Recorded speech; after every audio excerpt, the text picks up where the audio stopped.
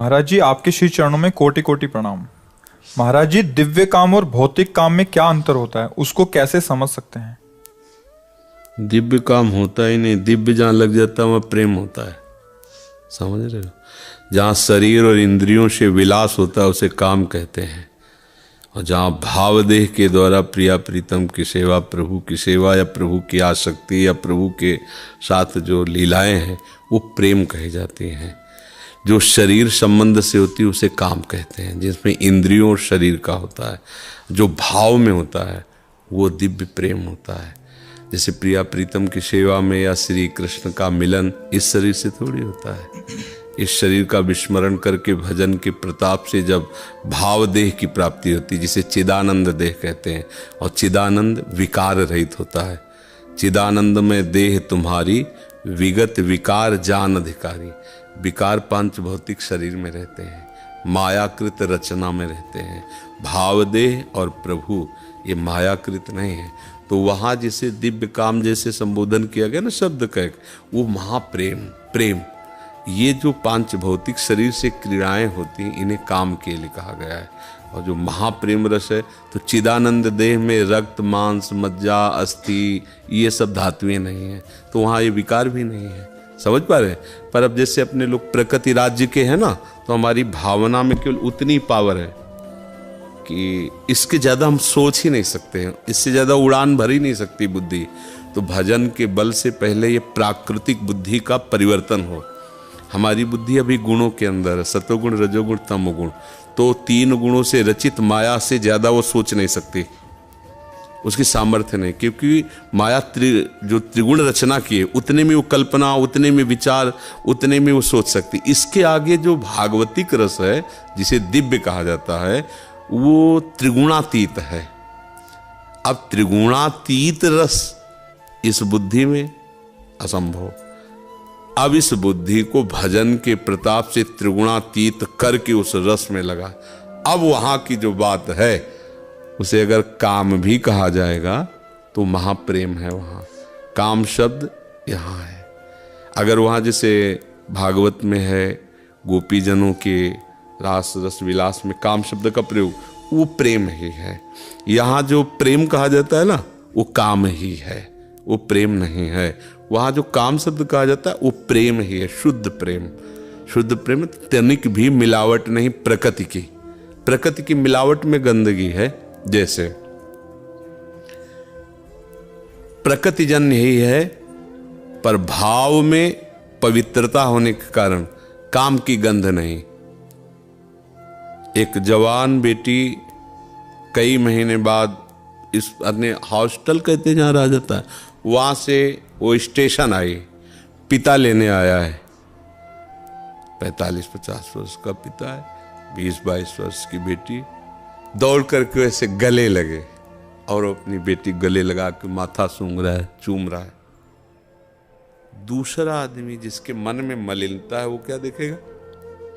है अगर वो इस संबंध को नहीं जानता है, इस भाव का परिचय नहीं जानता है, तो वो दोष दर्शन कर सकता है। तो पर जवान शरीर है, स्त्री शरीर जवान है, गले लगा रहा है, चूम रहा है, पर किंचन मात्र विकार नहीं है।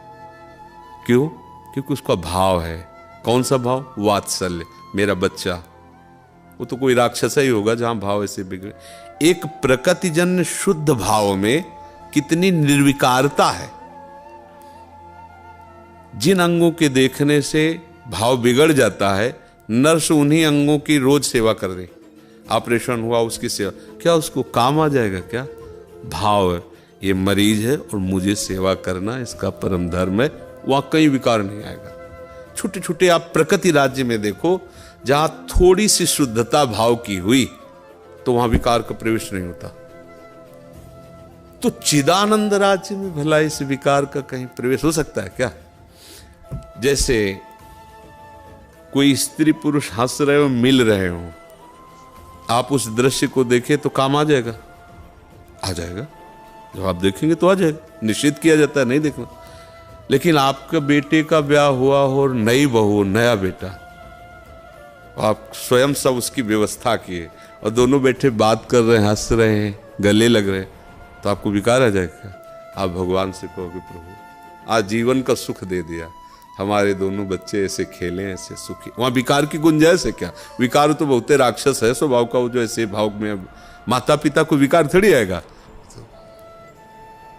सोचो एक लौकिक भाव में काम क्रीड़ा के समय भी दृष्टि होने पर भी उसके अंदर काम विकार नहीं है, हृदय प्रफुल्लित हो रहा है और वो आशीर्वाद दे रहा है, मेरे दोनों बच्चे ऐसे सुखी रहें, ऐसे खेलते रहें। साधारण भाव में आप देखो, असाधारण जो इस प्रकृति राज्य से ही अतीत है, उसमें कई कहावत, श्री कृष्ण, उनका चिंतन, उनका आलिंगन, उनकी मुस्कुराहट और काम, सवाल नहीं उठ रहा। शब्द कोश में शब्द तो वही है ना, जैसे आलिंगन, तो पुत्री का आलिंगन कर रहा है पिता, भाई बहन का आलिंगन कर रहा है, कामी कामिनी का आलिंगन कर रहा है, तीनों आलिंगन शब्द में हैं, लेकिन बड़ा अंतर है ले? ऐसे आलिंगन, प्रकृति राज्य का आलिंगन और परमात्मा राज्य का आलिंगन, बड़ा अंतर है। पर अब जब हमारे अंदर वो पावर नहीं है, परमात्मा चिंतन के वृत्ति नहीं है, तो हमको लगेगा कि आलिंगन शब्द मतलब वो इसी राज्य में विचरण करेगा। इसलिए काम और दिव्य काम वो महाप्रेम है और ये मलिन वासना है, ये इंद्रियों जन्य मलिन वासना की क्रीड़ा है, और वो दिव्य प्रेम पवित्र प्रभु के प्रति जो वो पवित्र प्रेम है। आप ऐसे ही समझ लो, ऐसे मिठाई खाओ मिठाई और वही मिठाई प्रभु को समर्पित कर दो, तो ऐसे इतने के लिए ललचाता है मन, कोई भी हो, जरा सा हमको भी दे दीजिए। क्यों? वही मिठाई है जो पूरी दुकान खरीद के खा सकता है, वो आदमी हाथ जोड़ के कहते थोड़ा सा हमको भी दे दीजिए। क्यों? वो प्रसाद हो गया, प्रभु से वो मिठाई जुड़ गई तो इतनी महिमा हो गई कि इतना कण मिलने पर हृदय में एक आह्लाद, इतनी वही मिठाई है। और वो मिठाई और प्रसाद मिठाई में बहुत अंतर हो गया, भाव बदल गया ना। अब आप इसी से अनुमान लगाइए कि शब्दकोश इधर के ही हैं, लेकिन जब वो उधर गए शब्दकोश, वो सब दिव्य हो गए, और इधर आए तो सब मलिन हो गए। ये अंतर समझ पा रहे हैं आप? जैसे अंधकार और तेज, ऐसे ही काम और दिव्य काम में अंतर।